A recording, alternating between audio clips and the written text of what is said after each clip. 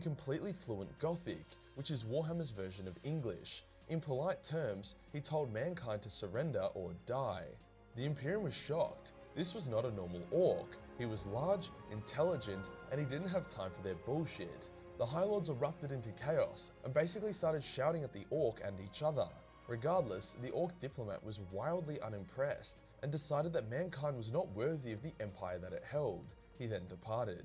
As he departed, an elder Harlequin strike team infiltrated the Imperial Palace with the intention of delivering a message to the God Emperor of mankind. Now, I'm not sure if the elder are just not socially versed in how humans like to deliver messages, but they basically begun slaughtering their way to the Golden Throne, yelling out, "We come in peace," the entire time. Yeah, needless to say, the Custodes didn't get the message and furiously massacred the elder until only one survived and was captured. A quick note here.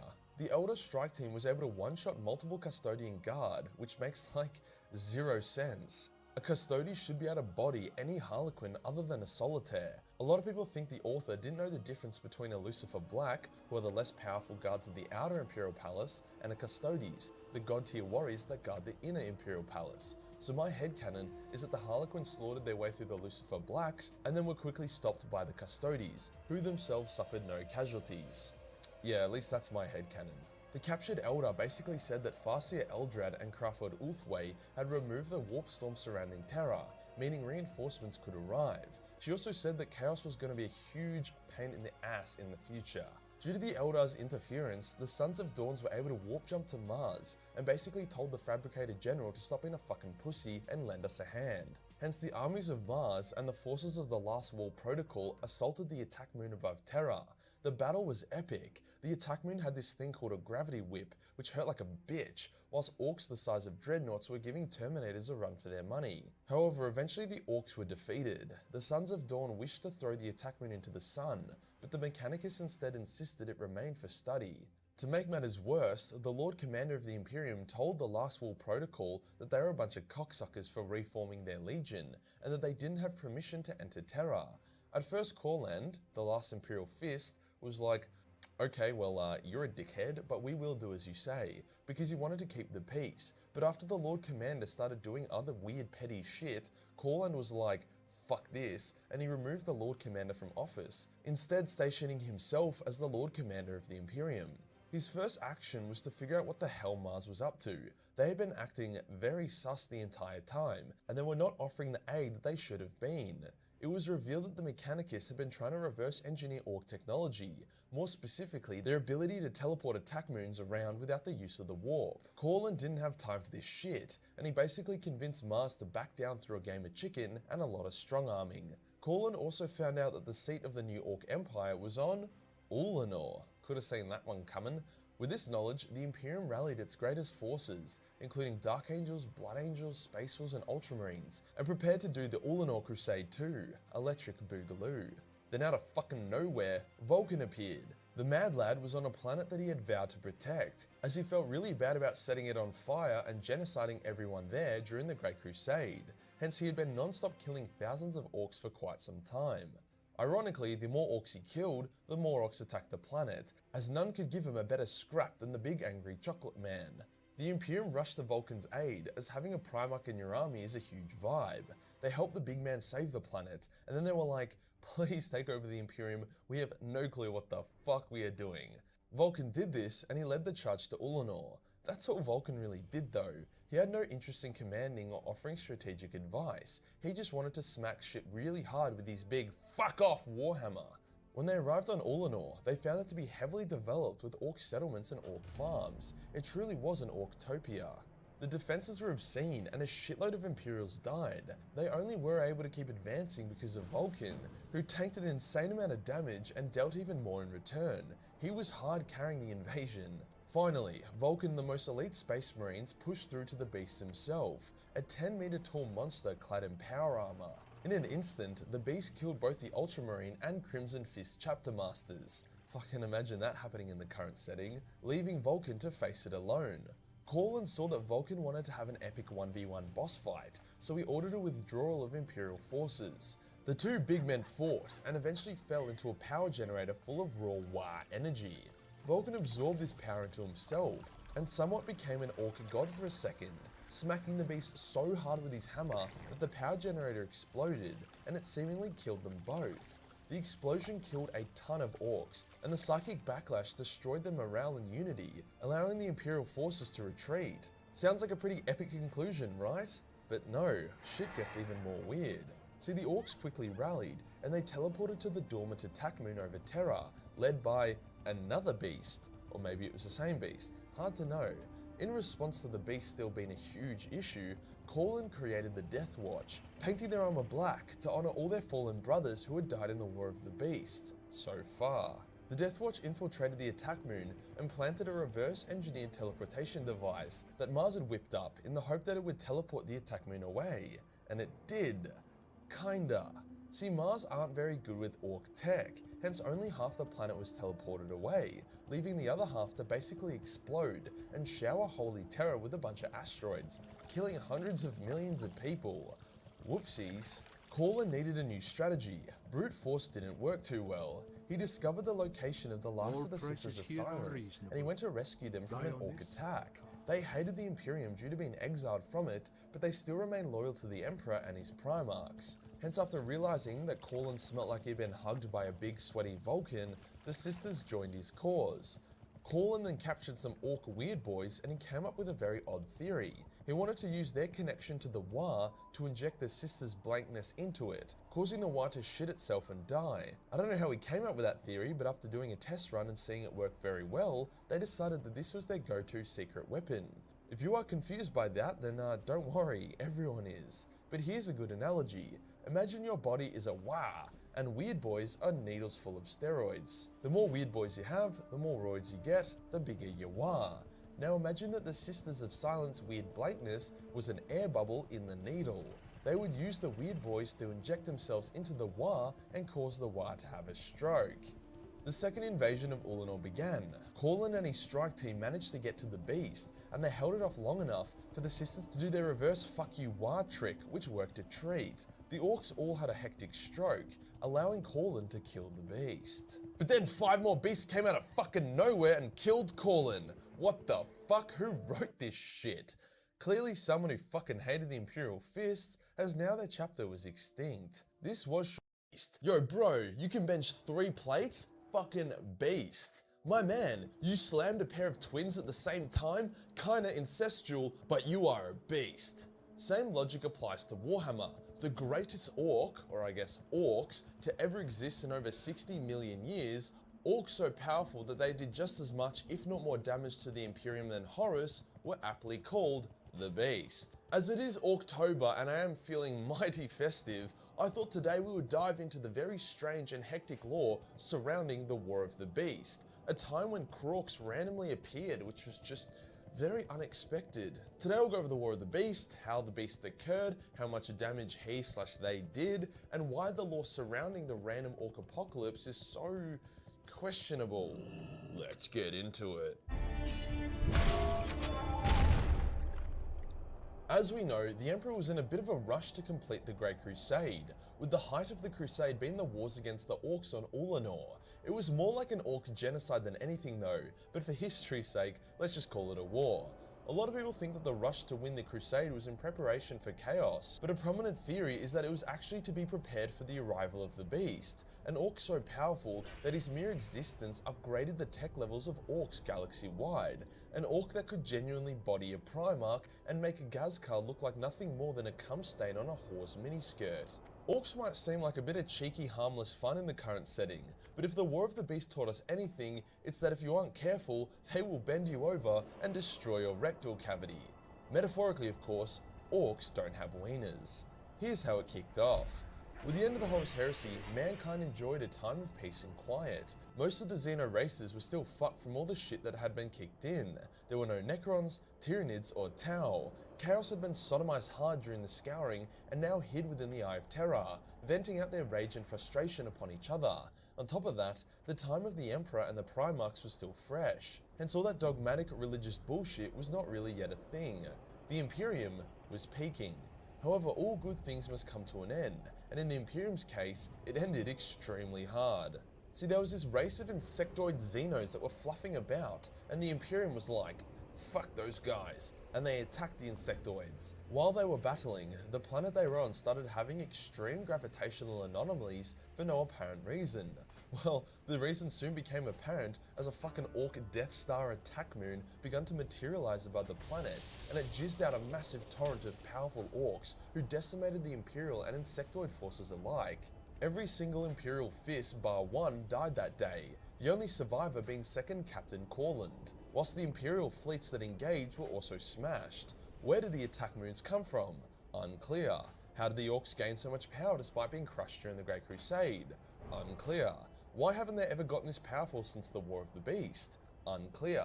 What is clear though is how buggered the Imperium was as more and more attack moons started popping up across the galaxy.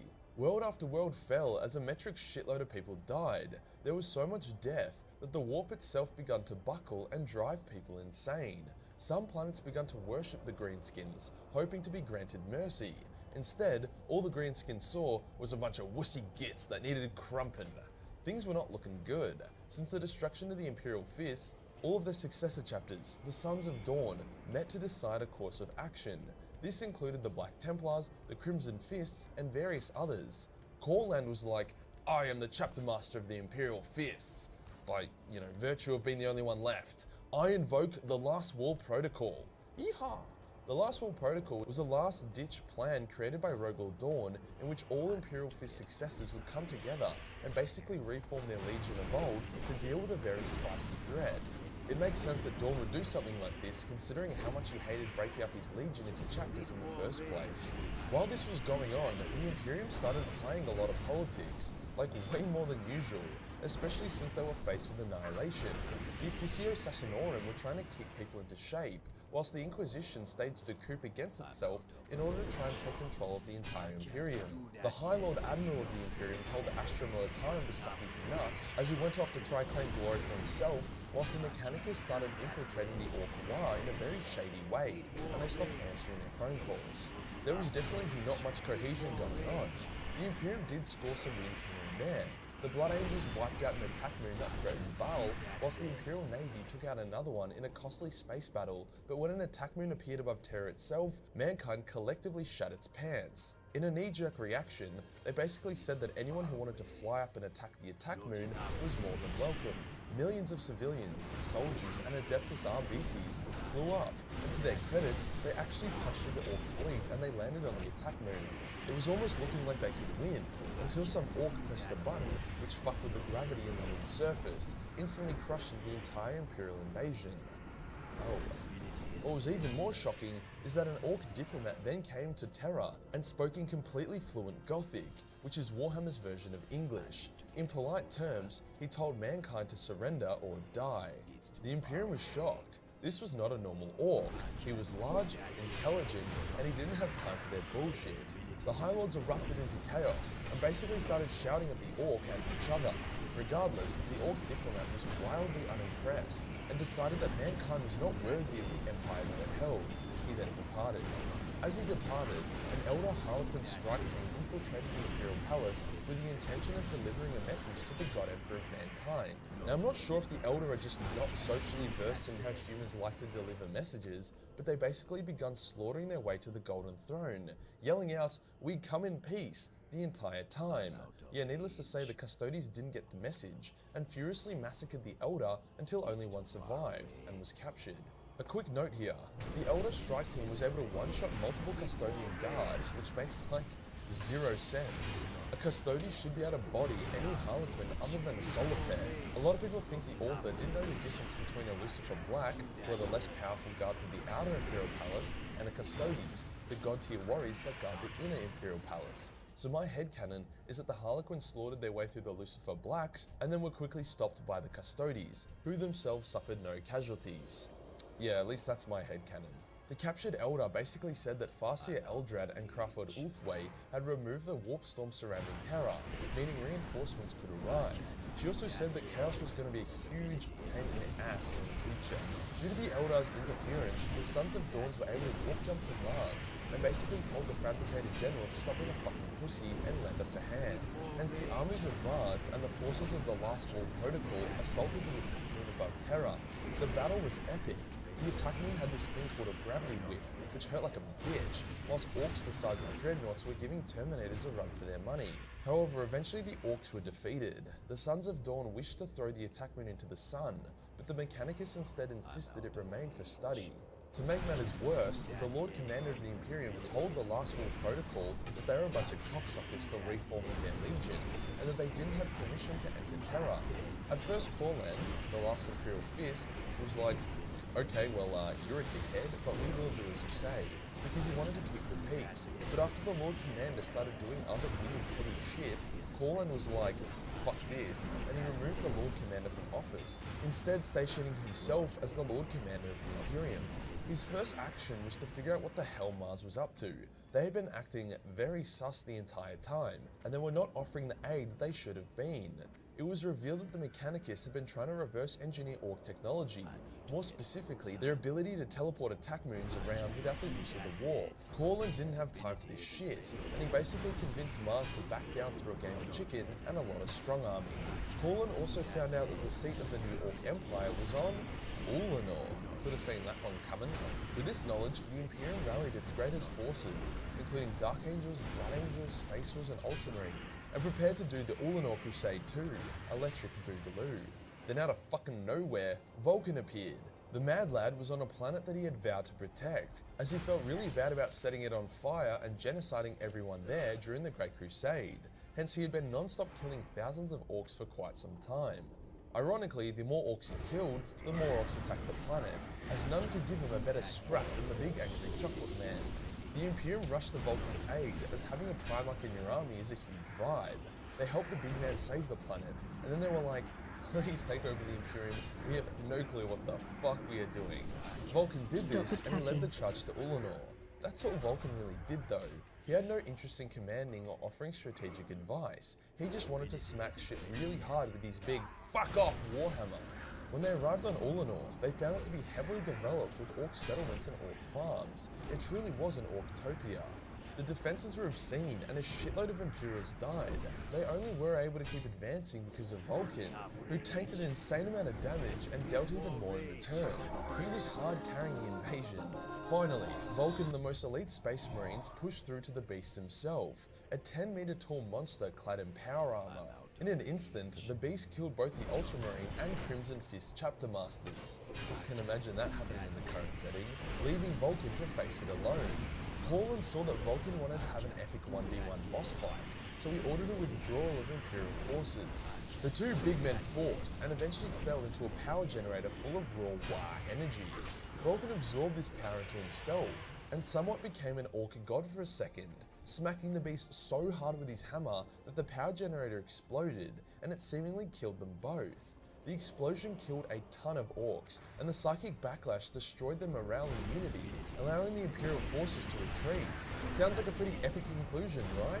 But no, shit gets even more weird. See, the orcs quickly rallied, and they teleported to the dormant attack moon over Terra, led by another beast. Or maybe it was the same beast, hard to know. In response to the beast still being a huge issue, Corland created the Death Watch, painting their armor black to honor all their fallen brothers who had died in the War of the Beast. So far, the Death Watch infiltrated the attack moon and planted a reverse-engineered teleportation device that Mars had whipped up in the hope that it would teleport the attack moon away. And it did. Kinda. See, Mars aren't very good with orc tech, hence only half the planet was teleported away, leaving the other half to basically explode and shower holy terror with a bunch of asteroids, killing hundreds of millions of people. Whoopsies. Corland needed a new strategy. Brute force didn't work too well. He discovered the location of the last of the Sisters of Silence, and he went to rescue them from an orc attack. They hated the Imperium due to being exiled from it, but they still remained loyal to the Emperor and his Primarchs. Hence, after realizing that Corland smelt like he'd been hugged by a big sweaty Vulcan, the Sisters joined his cause. Corland then captured some orc weird boys, and he came up with a very odd theory. He wanted to use their connection to the Wa to inject the Sisters' blankness into it, causing the Wa to shit itself and die. I don't know how he came up with that theory, but after doing a test run and seeing it work very well, they decided that this was their go-to secret weapon. If you are confused by that, then don't worry, everyone is. But here's a good analogy. Imagine your body is a Wa.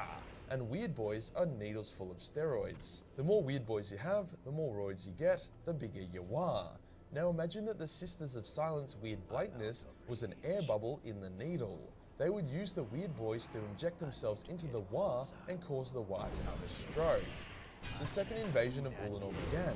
Corlin and his strike team managed to get to the beast, and they held it off long enough for the Sisters to do their reverse fuck you wah trick, which worked a treat. The orcs all had a hectic stroke, allowing Corlin to kill the beast. But then 5 more beasts came out of fucking nowhere and killed Corlin. What the fuck? Who wrote this shit?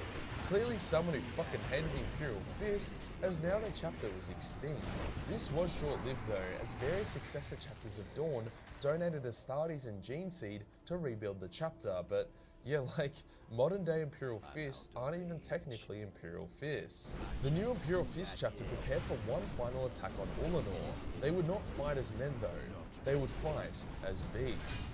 Their invasion begun by them redirecting asteroids at Ulanor, which was super effective, before they initiated a ground assault. Once again it was tough, but yeah, blah blah, orcs go boom boom blah, heroes end up in front of the beast for a hectic showdown. Once again, the Sisters do their anti-psycho fuck you thing, which for whatever reason works a lot better this time around, and it causes all the beast heads to pop, crushing the wah and leading to a random-ass galaxy-wide Imperial victory. In the aftermath, the Imperial Fist decided to stop garrisoning their entire force on Terra, hence begun to crusade across the galaxy once again, whilst the rest of the Imperium rebuilds. The War of the Beast was the most overly drawn out thing ever. Like, surely it should have ended with Vulcan's hectic duel and sacrifice. Why did Ulanor need to get invaded like fucking 2 or 3 times? Why was there like 6 beasts? Even ending with Corlin's death would have been a pretty good time, but no, they had to do it again. It's not all bad. We got to see the origins of the Death Watch, a lot of Imperial Fist action, the brief return of a Primarch, and orcs in all their terrifying glory. Like, the beasts may not have even been proper Krorks yet, but they were still as strong as Vulcan. It really puts into perspective how fucking hectic the war in heaven would have been. How did the beast, or the beasts, actually come to be? Was it explained? Not really. Some people say that the beasts were from the spores of the orc leader during the First Ulanor Crusade. It would make some sense. If some orcs were given over 1,000 years to fight each other and grow, then maybe they could achieve that kind of power, but yeah, it's still a bit questionable. I'm all for the orcs and other Xenos being scary, but GW should at least do it in a way which doesn't make the average Warhammer fan feel like a retard. If you enjoyed the video and you want to support the channel, then Patreon is the place to be. Where only $1 per month give you access to a boatload of hentai, which does include femboy orc hentai, so yeah, do with that information what you will. Hit the subscribe button, then hit the real subscribe button for more beastly content. Join the Discord for more memes, and I'll see you in the next one. Peace.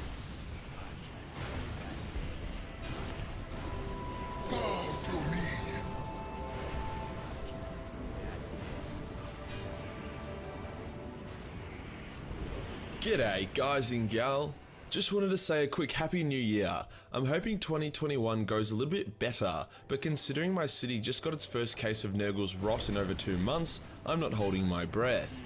I've got big plans for this year, and considering we hit 150k subs before the end of 2020, I will get the live action hentai photo shoot done for you guys as well. In regards to the Custodes cosplay, I've gotten all the bits to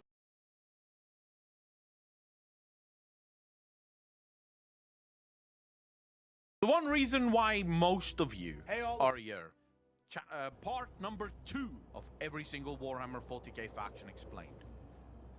This video, by the way, on my clips channel, did stuff that I did not fucking imagine would ever happen. The video is at 40k views already. Saya, how you doing? Thanks for the 0 sub, really appreciate it. 3 months in a row. Thank you, thank you, thank you. It's like at 40k. What the fuck are you Warhammer people smoking? Like, why do you like watching players react to 40k? That's weird. But I love the views, so thank you very much. Let's see if this one can get as many fucking views. That would be great. Alright, so chapter or part 2, we're now going to learn properly about the other factions. Because right now, I know some about the Imperium. I know fuck all about any of the others. Lunabal, how you doing? Hey all, this is part 2 in a 2-part series on the Warhammer races. If you haven't seen part 1 yet, we did a fan. Watch that for this episode. If you already have, go ahead and watch it. So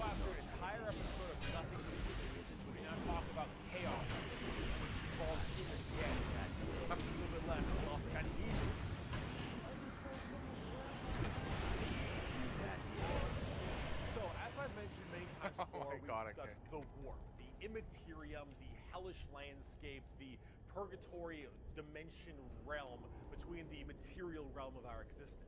Now, in the warp, it's terrifying, horrible. There are demons everywhere. Things are crazy. All your minds and thoughts and emotions get projected there. It is both formless and This is the place in Warhammer Fantasy.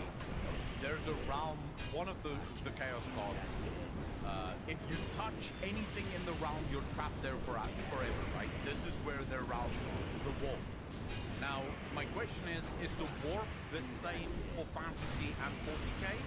Or is the warp not called the warp in fantasy? Is it something else? All Chaos Gods live in the warp, and yes, Slanesh will turn you into sand. Is he talking about Epstein's Island? Massey, probably, right? Shadow Scully! Thanks so much for the tier 1 sub, really appreciate it. 6 months in a row. Thank you, thank you, thank you. You're far too kind. Is there heresy inside the warp? I think the warp itself would be considered heresy, right? it is vast and tiny. It obeys the laws of time and physics while simultaneously does absolutely nothing of the sort. It is a hodgepodge and culmination of just unknowable, eldritch, horrifying shit. And there are 4 gods that permeate in chaos and the warp. These are the 4 major chaos gods. And if we wish to learn about chaos, we need to learn about each and every single one of these chaos gods. First up, we have Khorne, and he is the easiest. Khorne is your classic Satan. He is all about anger, murder, just easy. fighting, blood, guts, death. You ever heard the term blood for the blood god, skull for the skull throne? That's Khorne. The whole idea is that he is all about fury and strength of battle. He doesn't care where blood comes from. He wants blood flowing. He wants to fight and murder and slaughter and death. That is Khorne. Very simple to understand. Next up, you have Tzeentch. Tzeentch is the god of change.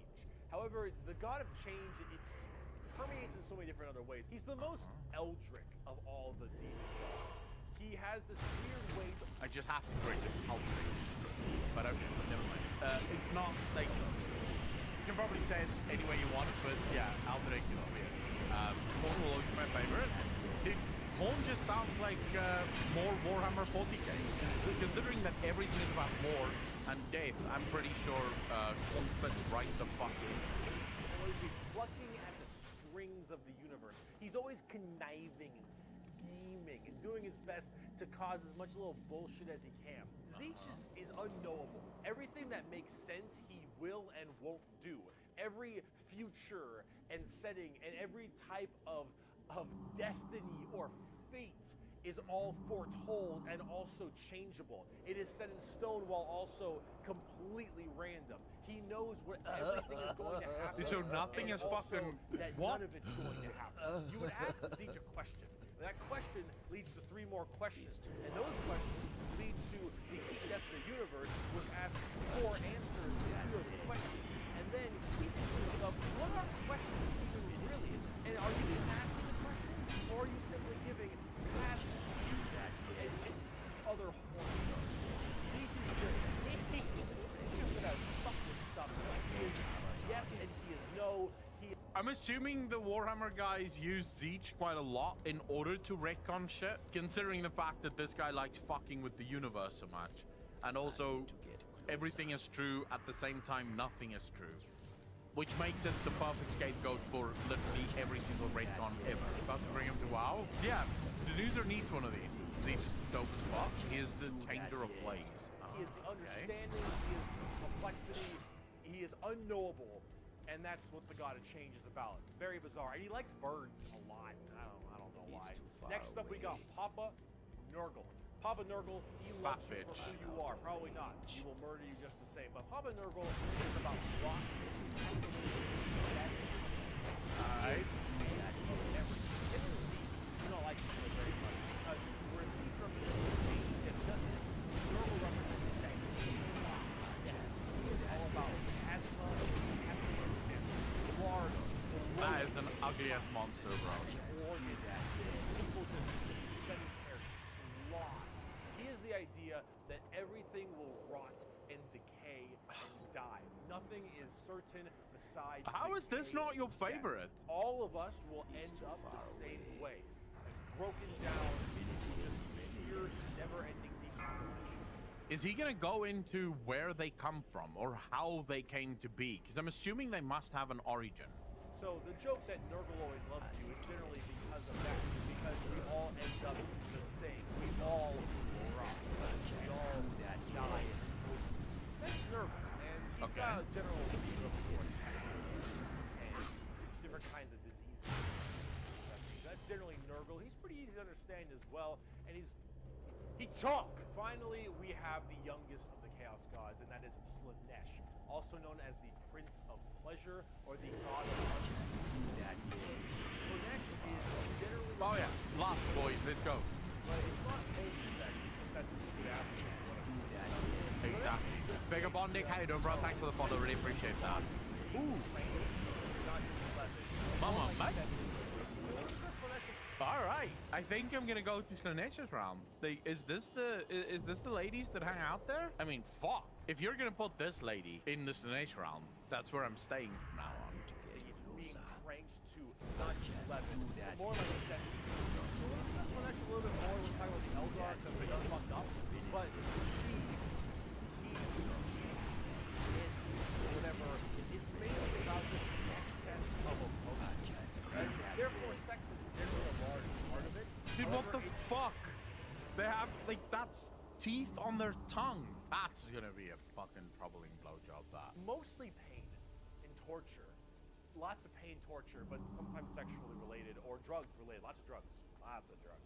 Slaanesh gets off on everything. Extremes in happiness, extremes in sadness, extremes in pain and sadism and masochism, and of course that goes along with the sex part of it as well. It's generally referred to with sex because of the color scheme, very purple, lots of exposed genitalia. A lot of their models have like exposed nipples and stuff. I mean, it makes sense that they're using sex because it's sort of like the one sort of mortal sin everyone understands, like lust, the need for many, the plentiful, the overabundance and overindulgence into many, and most people immediately think sex. So I get why sex would be such a big thing, and also sex sells.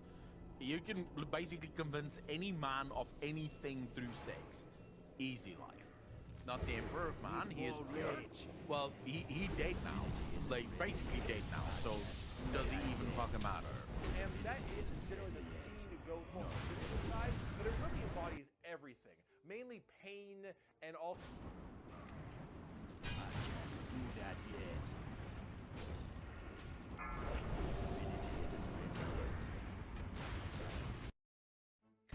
Greetings and salutations, friends, and welcome back to more of Warhammer 40k lore. Where today we're going to talk about we don't talk about them anywhere near enough, or barely ever, frankly, which is unfortunate because they're quite interesting things surrounding the Chaos Space.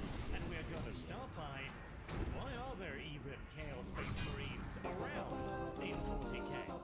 As originally in their lore, every single Chaos Space Marine was a traitor from the Horus Heresy, but after 10,000 years of attrition, you'd think their numbers would be running dry, so clearly they have some way to replenish their numbers.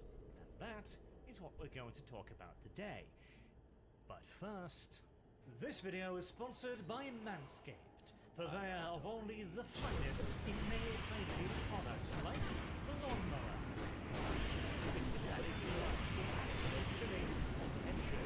But now, Manscaped is taking it one step further with boxers. And since I'm doing ads for them, I want to point out that technically, theoretically, kind of in a way, this makes me underwear. A frightening thought, to be sure, yet it does make a certain amount of sense. Whilst, of course, applying the gold deodorant and clearing the hedges on occasion is a good start, you gotta think long term here. And that means the best in boxers, to make sure that your balls are cupped in the gracious form of boxers. No, because you know that when your underwear comes in a golden package, and yet the best that's out there. And I can't quite honestly say as well, these things things are probably my new favorites too. So, if you're ready to upgrade your wardrobe, you can go to the link down in the description below. It will have my code there, which will give you a nice discount, and you can also purchase a 3-pack of Rexers 2.0 with a further discount at time. That is 20% off plus free international shipping. So definitely do go check it out, because your balls deserve the best. Now then, Chaos Space Marine reproduction. One of the pervier points of 40k lore, I suppose, but nevertheless, a very interesting and necessary one. As I mentioned, initially the lore behind the traitor Space Marines was that each and every single solitary one of them was a survivor of the Horus Heresy.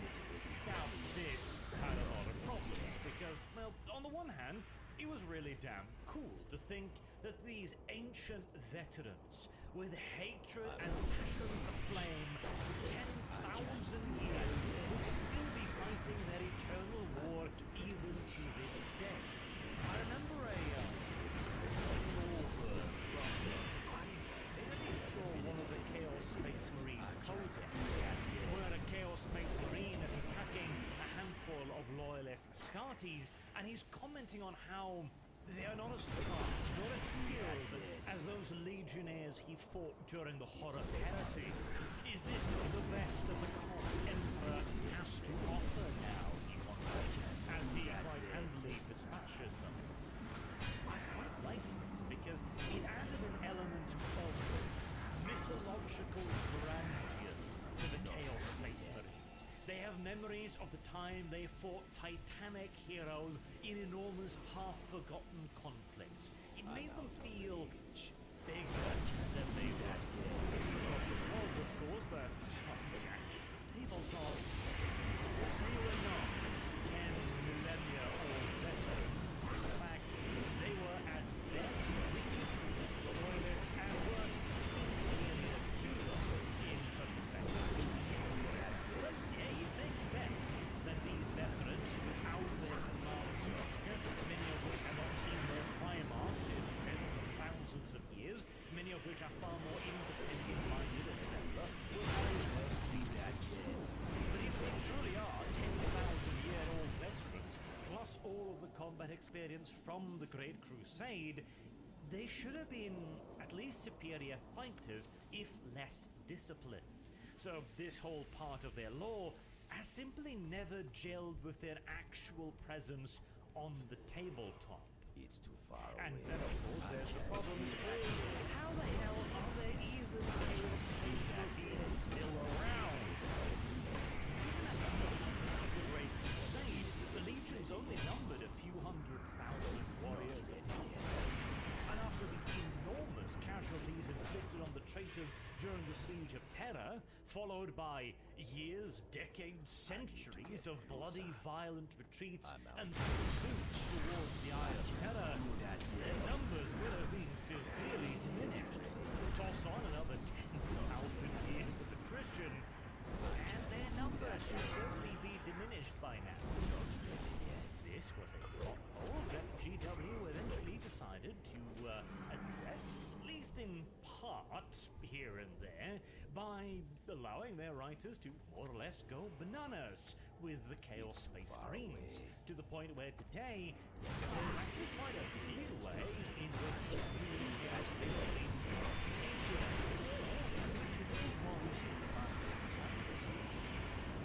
Their stats are still crap.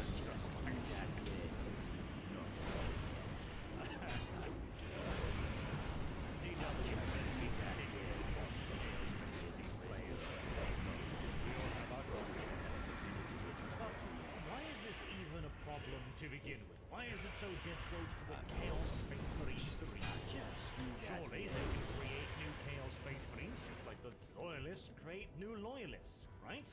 I mean, they're within the Eye of Terror. Surely worlds inhospitable to human life, populated by ferocious predators, should be easy enough to come by. Place a couple dozen cities on it, and hopefully, in a few generations, you'll have a nice solid stock of aspirants that can then be implanted with traitor gene seed. And there's the kicker. The gene seed. Already during the Horus Heresy, the influence of the traitor legions were beginning to degrade their gene seed to the point that it was no longer usable for implantation in fresh aspirants. And a few thousand years spent stewing the raw stuff of chaos in the Eye of Terror has not been as consumed. Lastly, the Chaos Space Marines are that rare. And even if there were still Chaos Space Marines around today that had yet to have their gene seeds harvested, it would be so corrupted that there would be no point in even attempting to implant it in a new host. This corruption and degradation thus means that the only real way for the Chaos Space Marines to grow their numbers is via stealing loyalist gene seeds. Well, there are a couple of exceptions. Let us address the outliers first, and then we'll get to the biggest part of the video, the acquiring of loyalist gene seed. Because whilst I did mention it is the only way, it is the only reliable way. There are, theoretically, a couple others, one of which can be broadly described as Fabius Tartan. And of course, the old forgetting of the Emperor's children is still out there somewhere, continuing his countless experiments to not just be gained, but to improve on the God Emperor's greatest miracle, the creation of the Adeptus Astartes. This bile has been hard at work at this for 10,000 years now. Which says something, considering a certain someone else did it in a goddamn weekend, but... details. Let's not get into coal here. The point is, Fabius Bile is Chaos's foremost expert on the gene seed, on the progenoid glands, and the creation of the Astartes. And he has also near perfected the process of cloning, to the point that he not only routinely clones himself to escape death by transplanting his own brain into newer and newer bodies, but he even managed to clone a Primarch, Fulgrim. Though he was quite surprised with the result himself, as the Fulgrim clone, despite possessing all of the genetical memory of the original, was still pure, and wholeheartedly rejected everything that the traitor Primarch had done, which confused the hell out of Fabius, of course. Now, this is one of those idiotic plot messes that Light Library has written itself out of and then back into again over the course of the Horus Heresy, because the Fulgrim clone Oil is easily explained by the fact that he originally fell due to the influence of the Lear sword and being possessed by an actual demon, to the point that the Fulgrim that was in the Horus Heresy was not Fulgrim at all, but a demon prince, a demon Primarch in the most literal sense, a monster wearing Fulgrim's body. Therefore, of course, a clone of Fulgrim would be revolted by all of those things, since it would have the perspective and understanding and knowledge of what had happened to him. And then that goddamn book appeared, which undermined all of that, and yet again messes up the entire timeline, as Fulgrim not only managed to wrest control of his body back from the demon, because he just figured it out.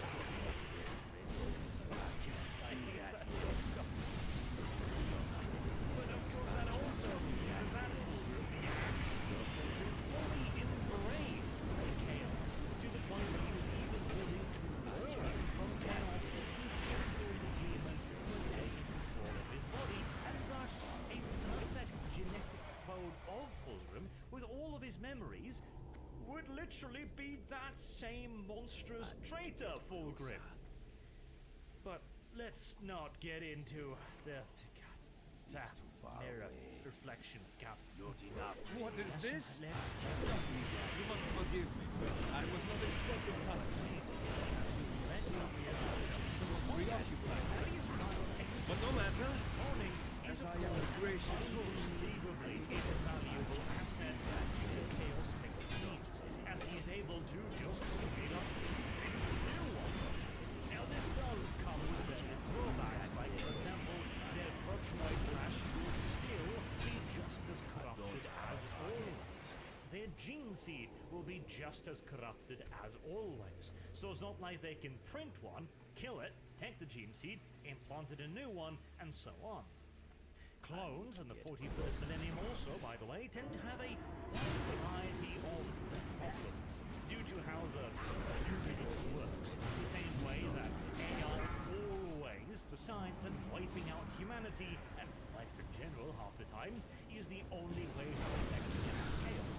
It is a universal rule of the universe. The same way that clones, by and large, tend to meet unfortunate fates for one reason or the other.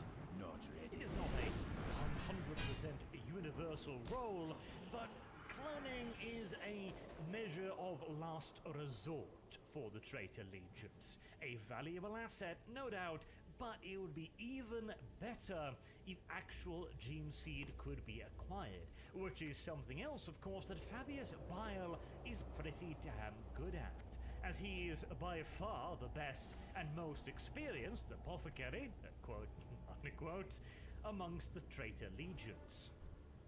Though we then return to gene seed again, so let me also cover the other way in which Chaos Space Marines can replenish their numbers, or at the very least maintain them, and that is not Fabius fuckery, but warp fuckery.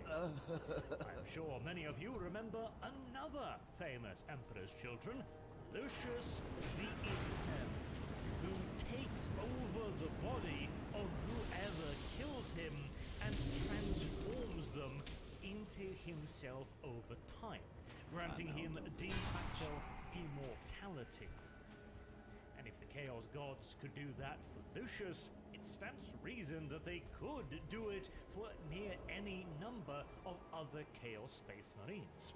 There are also tales of Chaos Space Marines being rebirthed, essentially, as the Chaos Gods own their souls. It would be a small thing indeed for Nurgle or Zinch, Korn or Slanesh to pluck their soul from the Immaterium and I have longed for a good adventure. We also see this in, for example, Heresy as a walking instrument play. I have such fascinating things to show you. The problem is, the Chaos Gods are exceedingly fickle and tend to not give two shits about the fate of their servants, and so very rarely actually Collide. It is, in other words, not a reliable way to replenish the ranks. Let us finally then get to the gene seed. Now, acquiring gene seed is not easy. In fact, it is unbelievably difficult. Some can be stolen from slain loyalist starpies on the battlefield if their bodies can be secured, and if a Chaos Space Marine apothecary is nearby, and those are rare and few and far between as well, and tend to command a hefty price for their services. Fabius Bile, for example, has placed himself practically at the center of Chaos Space Marine society, as everyone is desperate for his services that he hands out very carefully as well, mind you, so as to not upset the delicate balance between the various power structures, as he learned his lesson the last time he pissed off Abaddon and his failure of a legion. Anywho, gene seed. How is it gathered? Well, as mentioned, one of the easiest ways, quote unquote, is to find and kill a bunch of loyalist space marines. Now, finding them is, well, it can be a very hard part, and it can be a relatively easy one. Do a big venture into the Imperium, raid some worlds, and odds are they'll find you. Now, whether or not you survive being found, that's one of those inevitable complications. Preferably, you would like to ambush the little loyalist bastards, which means you need to figure out where they are or where they are going ahead of time, so that you'll have the advantage of surprise and offense. Besides the obvious challenges of hunting space marines, the quote-unquote easiest way to garner gene seed also has another major drawback, namely the fact that it's very difficult to gain any real quantity of gene seed by doing this. Space Marine forces tend to be scattered across vast areas of the galaxy, and if they are to not expect you to be there so you can carry out an effective ambush, they're probably only going to be sending a couple squads at most, a company at the absolute most. Whereas if you are engaged in an active war against major loyalist forces, including perhaps a chapter or two, you might not have the time to loot in peace, shall we say. And even if you somehow come across the absolute perfect circumstances, say, for example, the locating and ambushing of an Adeptus Astartes strike cruiser, you manage to disable it, you manage to capture the Enginorium, making sure that they can't destroy it again, and you manage to kill all of the Space Marines aboard without damaging the gene seed with, force rounds, explosives, flamethrowers, all the various other things that running, boarding actions, etc. Then you're looking at 100 to 200 units of gene seed, depending upon the efficiency of the crew. Now, make no mistake, 200 units of gene seed is an enormous bounty to nearly any Chaos Space Marine warband, as it represents not just another 200 Chaos Space Marines, but as these are uncorrupted gene seed implanted into fresh recruits, there is every chance that at least one of the 2 progenoid glands of these new Chaos Space Marines will be harvestable in turn. As you will remember, Space Marines have 2 gene seeds within their body. One in the neck, which will have matured after about 5 years and can then be surgically removed, and one in the chest cavity, which is usually only removed after the death of the Space Marine. Thus, in theory, a warrior will not only be able to create his own replacement, he should also be able to create one further warrior. Now, in reality, of course, the rigors of combat often include severe injury, which can easily destroy one or possibly even both of the glands before they are ready to be harvested. And in the case of Chaos Space Marines that tend to spend extended periods within the warp, again, gene seed does not respond well to the corrupting taint of chaos.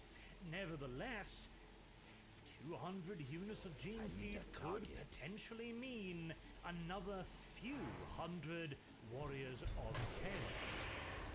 But whilst that is a big number, we also have to take into account what might require. How many fully matured Chaos Space Marines will lost in the capture of the loyalists' squads? How many irreplaceable defectors would kill to replenish the ranks of those Chaos Space Marines? And the risk involved as well. Hunting Astartes is not a hazard-free sport, shall we say. Thus, in many cases, the risk often outweighs the reward. But killing the God Emperor's Angels of Death is not the only way way in which gene seed can be procured. For example, gene seed is of course a physical thing. It must actually be transported from a location to another for a variety of reasons, like the Tide in my Loyalist chapters, where they send some of their gene seed to the Adeptus Mechanicus, both for routine checks against corruption and to make sure that there are always sizable storages of the gene seed available should anything unfortunate happen. Say a chapter takes crippling casualties and do not have enough gene seed to push their ranks. They can petition the higher lords of Terra to have a gene seed given to them so they may begin recruiting again. Both the tides and potential shipments of replacement gene seed will then have to be moved through the Imperium. Now obviously these shipments are beyond secret and beyond heavily guarded. I mean, again, we're talking about a problem here where killing Space Marines is the easiest solution, so that's the level we're talking about. But if somehow a Chaos Warlord was able to learn about the route that a shipment of gene seed would take, attacking an Imperial Navy escorted convoy might be easier than taking on Astartes, and in all due likelihood, the quantity of gene seed will be much, much faster as well. Although the true prize, of course, is one of several tremendous gene seed storages scattered throughout the Imperium. As obviously, not all gene seed is stored in the same location. That would be a disaster waiting to happen. Instead, the gene seed is stored in hyper-secure and hyper-secretive locations, usually far, far, far out of the way, and ridiculously heavily guarded, fortified, and garrisoned.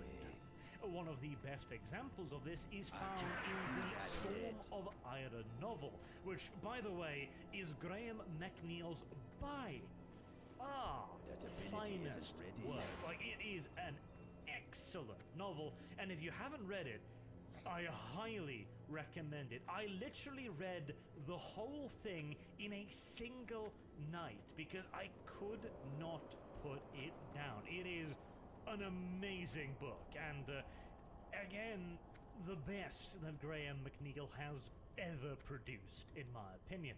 Not to go into any spoilers here, but the planet Hydra Caudatus is home to an enormous Imperial bastion, a huge network of defenses, fortresses, pillboxes, orbital defenses, massive numbers of Imperial Guard, etc., etc. It would be considered by almost all attackers to be an impossible objective. And that really is the point of any gene seed storage area, obviously. To be as impenetrable as possible. Yet, if such a nut can be cracked, the bounty within is immeasurable. And it will make whatever warband manages to do so unfathomably wealthy and influential in Chaos circles. Though, the problem for the Chaos Space Marines do not even end there. Even if they do manage to get their hands on gene seed, and in considerable enough quantities to really think about ramping up numbers, they're still lacking the second part of the formula. The actual human that will be implanted with the gene seed, of course. Now you might think that this would be simple enough. Again, the Eye of Terror is theoretically infinite, and any manner of world can be created inside of the realms of chaos with nothing more than a thought, and they can be made to be whatever world the reigning chaos deity demands of them. Surely recruits would be plentiful everywhere. Not so. You remember that we talked about the corruption of the Chaos Warriors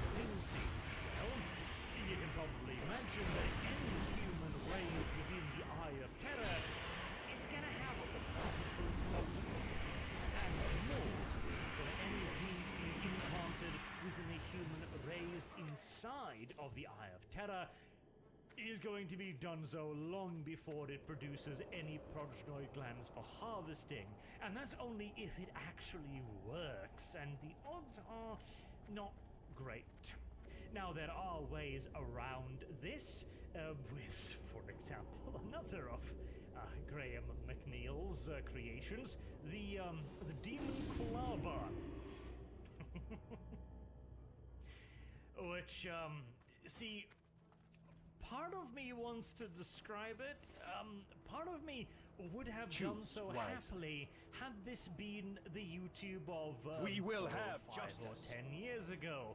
Today, I think I'm just gonna say you're gonna have to Google that one. Yeah, it's let me just put it like this. Graham McNeil is a sick fuck. And I say that with all due respect and admiration. But yes, the Demon Colaba is one way to get around the problems of creating space marines within the Eye of Terror using less than desirable stock. If, however, you are not in possession of such horrors, then the best way of acquiring a new Chaos Space Marines to be is to simply abduct them from the Imperium.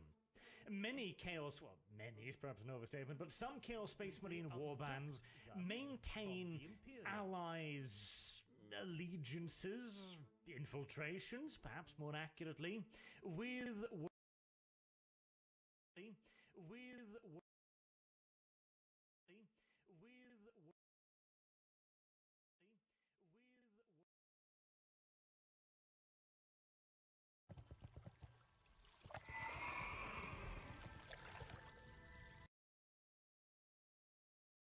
worlds within the Imperium, certain barbaric tribes or cults that they can draw new applicants from. Others simply raid Imperial worlds and steal a bunch of people that they think look functional or worthy. Others, yet again, just simply grab whatever civilians they can find in the correct age range and bring them back to be implanted with the gene seed. The failure rate of this is, of course, astronomical, as normally aspirants need to go through extensive selection processes, both to make sure that they are the best, the fittest, and the most overall well-suited for the implantation, but also biological and medical screenings to try and reduce the possibility of something going terribly wrong. The Chaos Space Marines not giving too much of a crap about who actually gets to be one of them. They don't care too much for all of that nonsense. They do have some advances in medical technology as well, via the Dark Mechanicus, that have managed to remove some of the problems, whilst no doubt creating a whole host of new ones. I am also sure that the Demon Colaba is not the only warp invention created specifically to make it easier to create new Chaos Space Marines. It would not surprise me at all to learn that certain warbands perhaps have made alliances with Dark Magi, or even straight up demons, to make some sort of roundabout way to increase their odds a bit. The problem is, however, the more chaos you throw at this, the more corruption you're also incurring, and thus the more danger to the gene seed. Ideally, the implantation process would take place in real space, somewhere within the Imperium or a safe area of chaos-controlled space, to make sure that as little chaos corruption as possible will begin seeping into the gene seed and into the person being implanted until they are ready to fully begin growing and maturing their own progenoid glands. This is not always possible, of course, but again, ideally speaking. And well, there you have it then, the main ways in which the Chaos Space Marines replenish their ranks.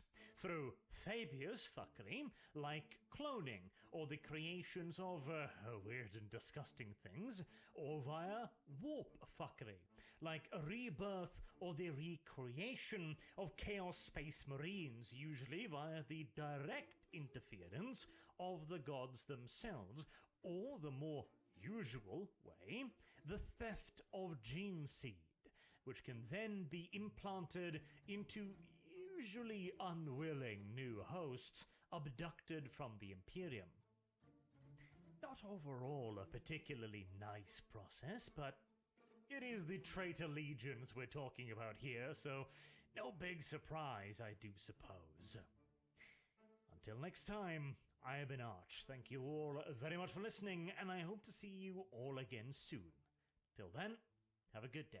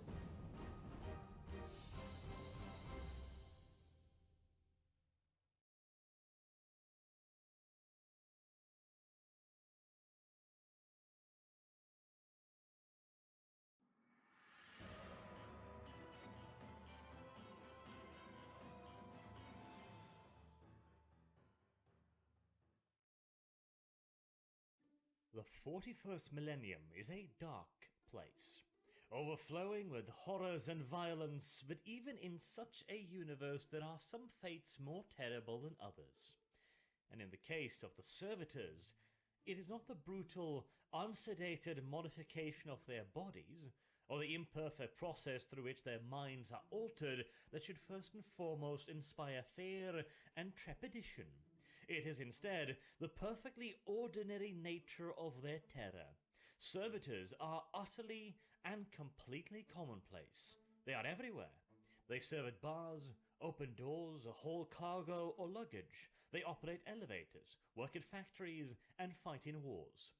They are so deeply enmeshed in human society that in the Imperium of Man, the mangled, mind-wiped husks of what were once human beings are as commonplace as computers and microchips are in our world, and often used for similar tasks, and then discarded, just as easily and uncaringly as we may change a light bulb. And that is the really scary part. But what precisely is a servitor? And why are they such ghoulish creations? And perhaps most interestingly, why does the Imperium of Man use them? Why do they convict criminals to servitude in perpetuus? And why does it create vat-grown humans for the sole purpose of turning them into mindless, semi-organic automatons? And we will be answering all of those questions and, quite likely, more as well. But let us start with the what. What is a servitor? A surprisingly complex question, really, because, well, there is no such thing as just a servitor. There are tens of thousands of different patterns of servitors throughout the Imperium. There are indeed even regional patterns that are specifically created to cater to local customs or traditions. There could, for example, be a servitor pattern whose sole duty is to file down the teeth of nobles. Or a servitor shaped in the form of a chicken, whose role it is to crack a ceremonial egg at weddings. Or perhaps servitors dressed up as ancient-style knights, fighting each other whilst mounted on yet more servitors in honorary duels. And beyond these thousands of local variants, there are of course servitors that do useful things. And once again, there are as many types of servitors as there are tasks for them to carry out. Think of every single little thing that is done in modern-day human society, either by people or by machines, and there is likely to be a servitor for that specific thing. There is a servitor coffee machine, there is a servitor dog walker, there is a servitor door opener, there is a servitor factory worker, a servitor farm worker, a servitor receptionist. I was not at all exaggerating when I said that servitors are as commonplace in the Imperium as microchips are in our own modern-day world. But if we were to be grossly generalistic, then servitors can generally be divided into two different categories: those expected to do simple things and those expected to do complex things. And so the question, what is a servitor, is very much so dependent upon what kind of servitor we are speaking of. In the cases of a simple servitor, you could, for example, simply just have a human head, a skull even. In fact, there is a subset of servitors called servo-skulls, which are literally just the skulls, usually of honoured imperial citizens, as being turned into a servo-skull is seen as a bit of an honour, that are given a simple specific task. This could be something like carrying a voxcaster around, or a holographic projector, or even something so simple as just carrying a light source. They are also an example of the least human servitors, as the only thing that is human about a servo-skull is the skull itself. And this is because the tasks it is expected to carry out do not require overmuch in the way of biological components. Because of course, what truly makes a servitor and not a robot is the peculiar mix of biological and mechanical parts, and the way in which the two interact. Specifically the fact that the biological components of a servitor are all completely and utterly slaved to the mechanical tasks it is made to carry out. In other words, a servitor is not so much a human that has been modified with mechanical parts, as it is a robot that has been modified with human parts. And that is also how the Imperium sees them. To them, a servitor is no more a person than a fridge is to you, and its human parts are there solely to facilitate the mechanical task of the servitor.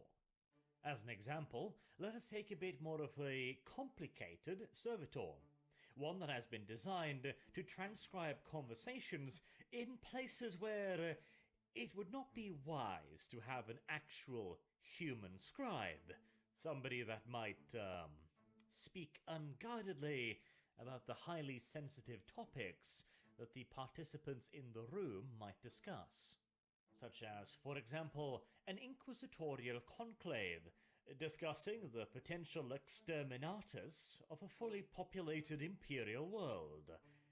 You would want to make sure that such a touchy subject could never possibly leak in any way, shape or form, for example through the all-too-human weaknesses of a scribe that decides that his real duty might be to the billions of people on the planet, rather than his, of course, far greater duty to the Imperium.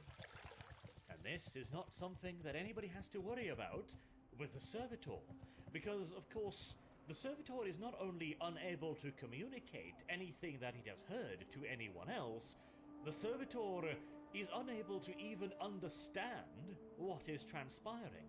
Its sole role is to transcribe, to write down what is being said, and that is the only thing that servitor is capable of doing. And in the case of transcription, it is not actually all that simple of a task. To listen to every word being said, interpret those words, and then transcribing them. That is actually a fairly complex process, made 1,000 times more intricate by the fact that in such sensitive circumstances, the Inquisition does not trust data slates, or for the information to be transferred in any electronic fashion. Handwritten transcripts only.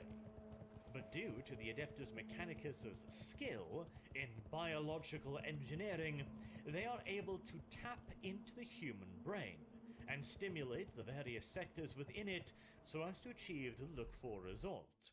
They can quite literally selectively target and activate only the parts of the human brain that have to do with the recognition of language. Indeed, their manipulation is so expert that they will allow the human form, and in this case the human brain, to do virtually all of the work. Instead of programming an incredibly complex program to create what appears to be handwriting, the Adeptus Mechanicus simply affects the servitor's brain in such a way that when it hears a word, it automatically writes that word, utilizing all of the usual memory and motor functions that are associated with such an action. This allows the Mechanicus to create servitors able to carry out complex tasks relatively easily. Relatively. Take another example. Combat servitors, particularly the bipedal kind. It may sound simple enough for a servitor to wander across the battlefield and fire its weapon at anything that looks hostile, but take it from me, who's worked with robots a fair bit, it's not. Merely just the walking part is exceptionally difficult, and traversing terrain such as a battlefield that will almost certainly be littered with all kinds of interesting obstacles, not to mention the constant creation of new obstacles by things such as artillery strikes, mine detonations, or slippery patches created when the servitor to the left takes an autocannon hit to the chest. And of course, that's just the beginning of the challenges. Then you need a fire control system, a way for the servitor to aim and effectively engage targets, and of course figuring out what is and is not a target. It's somewhat unfortunate if your battle servitors keep shooting their friends after all.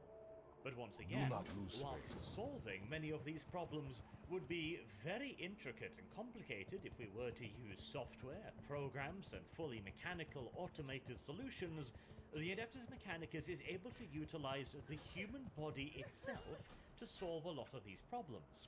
The process of walking, for example.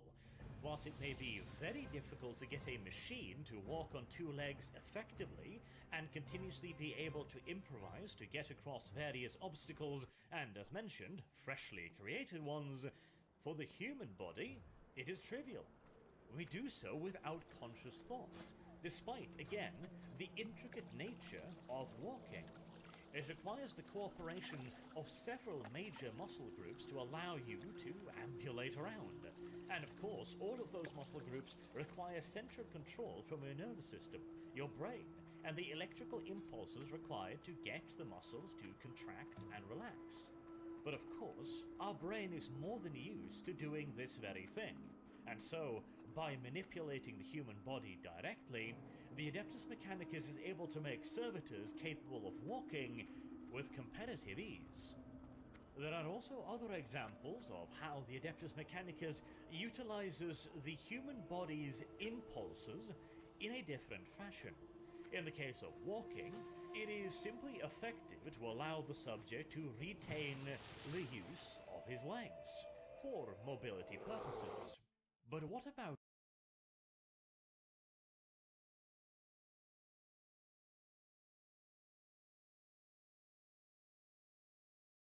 Let's go ahead and watch this one here.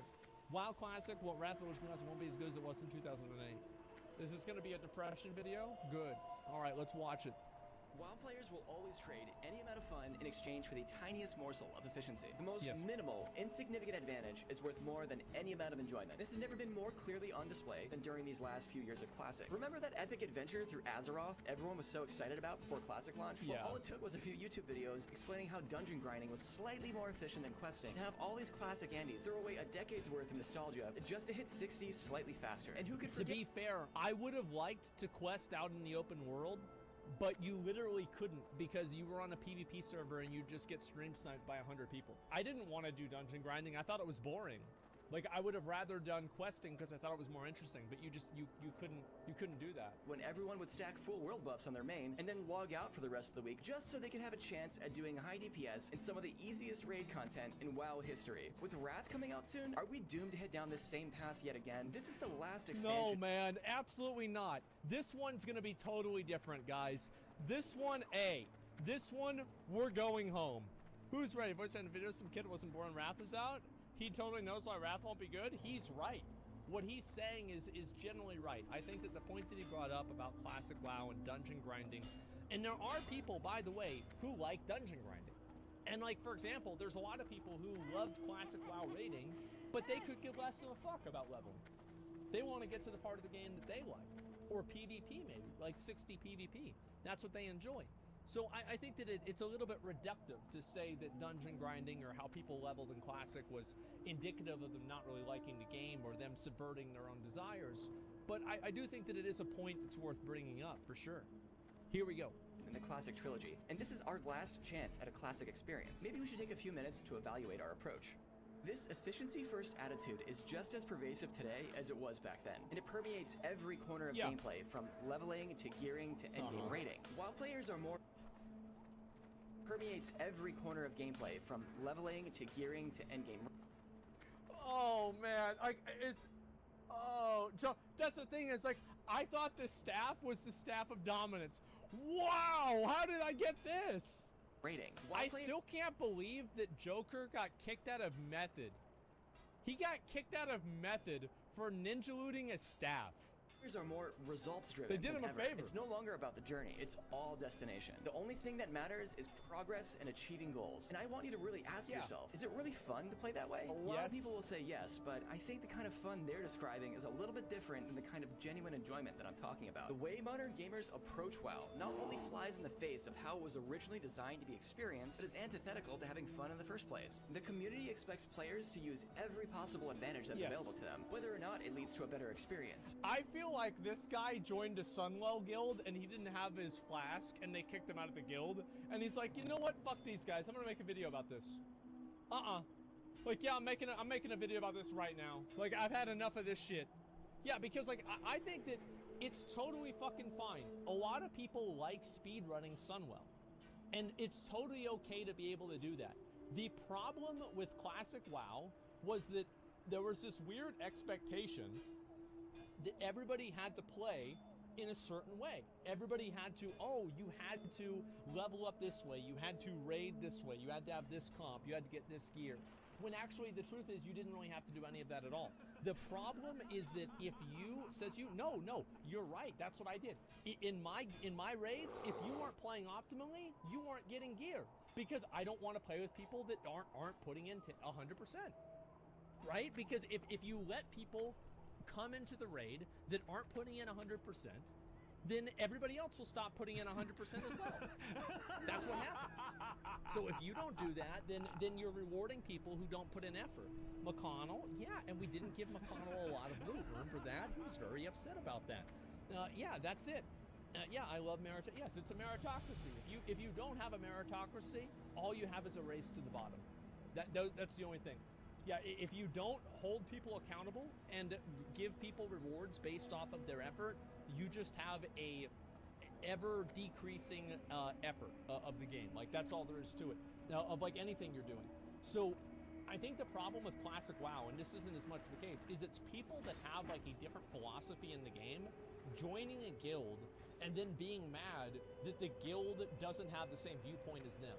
So like in Classic WoW, if you join a guild and then your guild is like getting all the world buffs. You know, it's an alliance guild, they get War Chief's blessing. And then you show up with Rallying Cry of the Dragon Slayer and fucking 2 elixirs, and then they get mad at you, you're wrong. Because you joined this guild and everybody else is doing this, you're not doing this, you're wrong.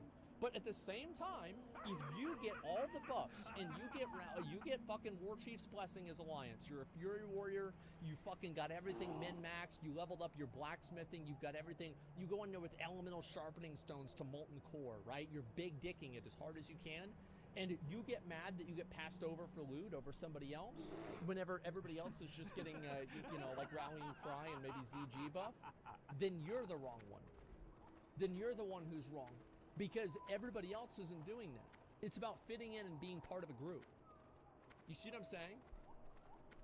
Like, yeah, like it's about you finding a group of like-minded people and then playing with them. Actually, one of the most commonly overlooked instances of optimizing the fun out of the game is the ubiquity of endgame raid add-ons and guides. It's become entirely normal and expected for every player to use things that trivializes content they've never even seen before. Even when a new raid tier like Sunwell what's really bad about that is the fact that it creates a social pressure to do that. You now have to do that. It is you are required to do this. Where 99% of players have never even set foot inside, you're expected to have read up on the fights and install add-ons that essentially play the game for you. And players... I disagree with this sentiment. I disagree with where they're coming from with this sentiment. I think it's absolutely expected that somebody who is playing the game in a team environment has a working knowledge of the fight if everybody else is doing the same thing. I completely disagree with the idea that you should not have to do that. If you are part of the team, if you are doing this and everybody else is learning to fight, and then you get mad because they want you to look it up ahead of time and not waste their time, you're the one who's wrong. Yeah, it depends on the guild. Again, it's people like it's like if I go into a run and I want to clear the raid quickly, and then there's somebody who doesn't know the fight and they don't ask what to do and they just wipe the raid, they're wrong. But if I go into a pug and nobody else has cleared it and I'm mauling at everybody for not looking up a million guides and min-maxing it, then I'm wrong. It's again people that insert themselves into a group of other people and then expect the entire group to conform around them. It is like fucking peak, like fucking main character syndrome, narcissism bullshit. I hate it. Fit in or get the fuck out. Don't even realize what they're giving up by doing this. They're trading the joy of discovery and the deep satisfaction of taking down a difficult challenge for nothing more than some extra purple loot. And it's so strange because we don't approach other games this way. They're giving up by doing this. They're trading the joy of discovery and the deep satisfaction of taking down a difficult challenge for nothing more than some extra purple loot. And it's so... I find this to be disingenuous. I think this video is very disingenuous so far. The reason why I think this is disingenuous is it's their job. That's why they all have the same jerseys on. This is something they do. And also, like, I find that it's also disingenuous and not true because there is no implication that there are some people who enjoy the competitive aspect of the game. It's being presented in a way as if any competitive gameplay is automatically bad because it's considered antithetical to what Classic used to be, which is partially true, but why is it that what Classic used to be is always the only thing that it can be? It's reductive. I find this to be a horrible point. Strange because we don't approach other games this way. There are guides and walkthroughs for just about every game in existence, but just because the answers are out there doesn't mean you have to use them. No, I'll tell you one thing. If I'm not fighting the boss, if I don't know about the ladder, the hidden ladder behind the invisible door that I have to kill the guy for, and I walk by that ladder, I'm gonna hear about it. I'm gonna hear about that. Other game do we use third-party software to tell us where to move and how to play? Let's imagine for a moment when Elden Ring was released, every single player, before they even turned the game on for the first time, installed a third-party add-on that announced when a boss was going to hit you and told you when and where to dodge. It is pretty funny to think about. Yeah, you're right about that. Let me think. So other games that have things like this, Elden Ring, I mean, there are people that have like third-party mods for Elden Ring, but most of them don't really make the fight easier. They, in a lot of ways, just change the fight. Yeah, I don't really think so. It's only MMOs. I think the reason why, another big factor for this, is because it's a group environment. And whenever you are enlisting other people's time, and you're doing it in a constrained time period, like a 4-hour time period for a raid, let's say, or 3 hours, you have to make sure that you optimize that time. So because of that, that's why people download the add-ons.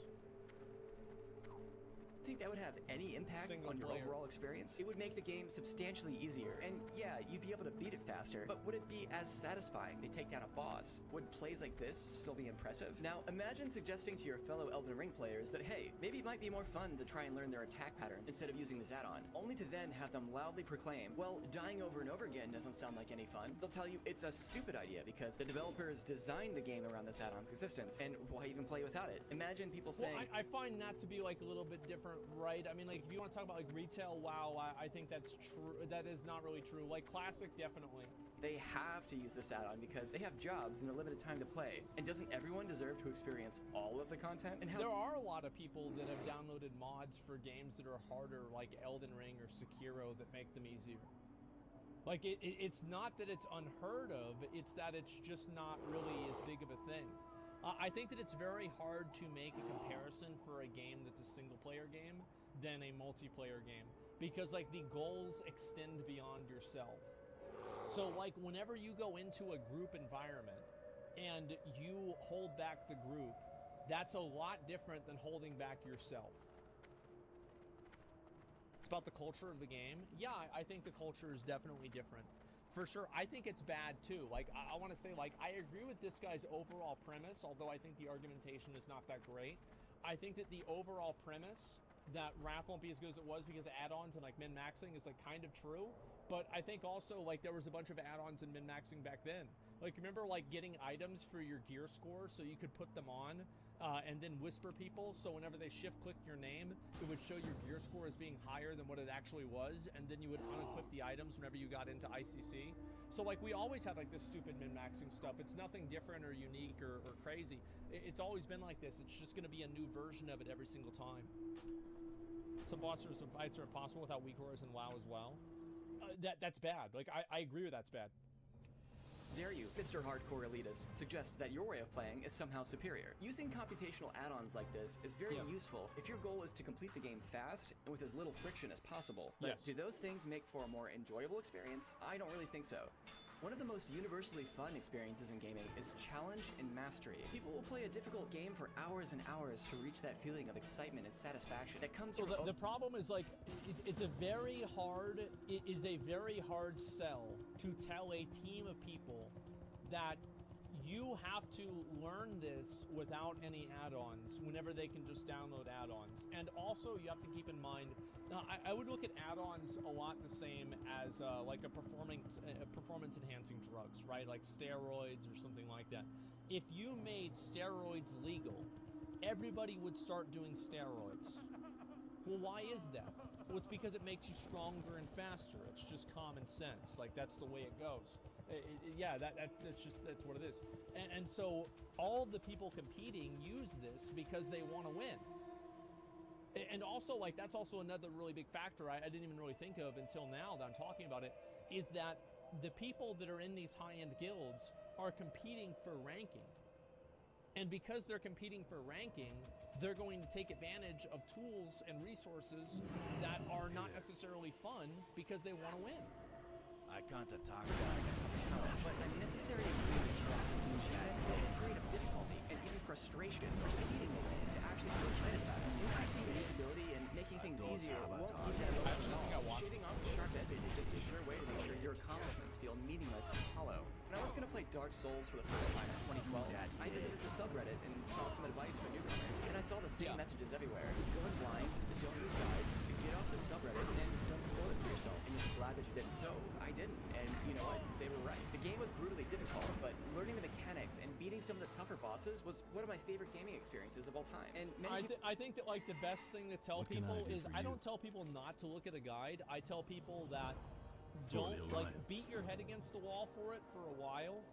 But, like, there are people that quit because they can't figure it out. You know, there's something that's unintuitive to them, or they just don't really know what's going on. I don't think that's bad.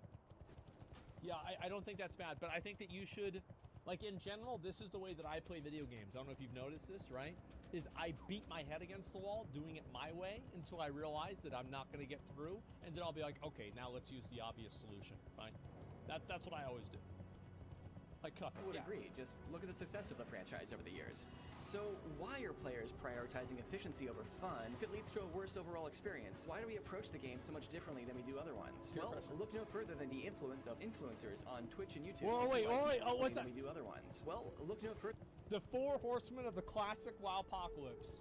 Myself, S-Fan, Tips Out, and fucking Stay Safe. It's because of me. No, you're right. I said that if I was gonna do a raid, I would want to have people like, I don't want any rep paladins in my raid. No rep paladins. It's a bad spec. It does no damage. It's fucking useless. Get out. No moon boys. Yeah, we only had DPS warriors and people that were rogues and mages. Because that's the way I wanted to play the game. Yep. Aspen said, fuck you, Aspen, I'm making my own guild. When he made Crusade. That's what it was. Other than the influence of influencers on Twitch and YouTube to see why people's perception on what the game is really about has changed. So influencers on Twitch and YouTube. Look at that. Oh my god. Wow. S-Fan in the stadium, Tips at his old house. Like me with my, that's like the old chair. Wait, what the fuck? That's the old chair. That's the one over there. Yeah, I was only 42 in this. To see why people's perception on what the game is really about has changed so drastically over the years. These thought leaders in the classic WoW space have demonstrated to their audience how the game should be played. Streamers have far more time and experience than your average player, and they tend to play in a way that circumvents a lot of the fun aspects of the game because they likely have different goals than you and I. For instance, they're supposed No, he's definitely right about this. Is that whenever you're streaming, the way that you play the game is going to be different because your goal as a streamer is not to play the game. It's to make content for the game. It's to entertain an audience. And that's what I've always said. I think that's the smart thing to do. You shouldn't go and not do that. That's a positive thing. It's important. I say that all the time. It's like the way that a streamer plays the game is not the average player's experience. To be entertaining an audience. They're supposed to show off content that fewer players have a chance to see. For them, playing efficiently and stacking of achievements is just part of their job. But this has imparted a distorted perception onto the viewers that WoW is about best in slot gear, GDKPs, speedruns, and parses, when true... No, I don't think that's true. I don't think that it's because of streamers. I think that streamers are an agitating variable. Sure, I mean, you can make that argument. Absolutely. Why not? But I don't think that it's a direct outcome of streamers. Like if you take streamers out of the equation, I still think that people would do GDKPs and do BIS-gear and do speedruns and parses. How do I know that? It's because people did BIS-gear, GDKPs, and parses back in original Wrath, whenever there were no streamers. We had GDKPs on my server. Everybody cared about the BIS-gear. It's like, remember was it the belt? Was it the belt or bracers from like Putricide and like Sarfang that you'd want, the leather ones? Like everybody knew about BIS-gear. Yeah, it's nothing unique or whatever. This is something that always has been the case. And also, people don't want to waste time. And that's why they did it back then, and that's why they do it now. Does your story of streaming start from a GDKP raid? Someone streamed? Someone. That someone was Towley. And yeah, that's all it comes down to. Players become insecure whenever they see people with more progress or damage. Well, it's because commodification of players and the personal nature of MMOs has become automated. So you are no longer a player. You are no longer Ted or Bill. You are Warrior 3. And Warrior 3 does 600 DPS, and Warrior 4 does 700 DPS, where you're going to bring Warrior 4 because he does more DPS. It's that simple. I don't think streamers are the reason why this happened. The best aspects of the game are centered around the social interactions with other players. I watched this video. If you think of your favorite memories that you have from the game, chances are really good it had something to do with the people that you were playing with at the time. The content in the game is merely a vehicle for these social interactions. So yeah, I remember people that I played with more than guilds that I was in or bosses that I killed. I think this is a big true and also a real.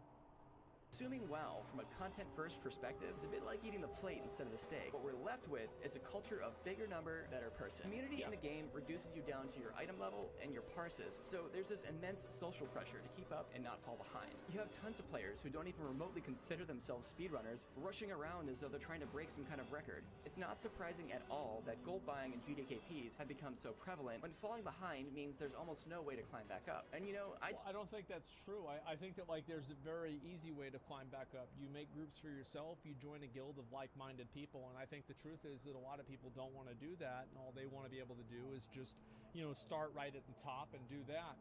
I think this is a person, this video, it seems like he's blaming people for taking the path of least resistance, and that's always what people do. That's what always happens. It's easier said than done. Well, of course it's easier said than done. That's why most people don't do it and they just buy gold instead. Most people don't want to put in effort to get rewards, and if you give the option to not do that, they will choose to not do that. It's just what makes sense. And yeah, as I said before, like a lot of people, like, why do you want to invite somebody into your group who puts less effort into making their character good if you can invite somebody who doesn't do that? It doesn't make any sense. Like, why would you ever take somebody who willingly handicaps themselves? Like, I find it like if you just break this down and you take it down to like its base level, all of these complaints about the game are ridiculous. I think they are absolutely fucking ridiculous. The do-it-yourself group with an undergeared leader will not form because people won't join to carry their ass. Well, then get other people that are undergeared and progress through it yourself. But no, you don't want to do that. You don't want to do that. You want people that are geared to carry you. That's what you want people that are geared, that have already done it, to join your raid and help you do it. It's the entitlement for this is crazy. Took part in this rat race too. When Classic first launched, I played non-stop. I got maybe 10 hours of sleep during the first week, and I spent the rest of the time AoE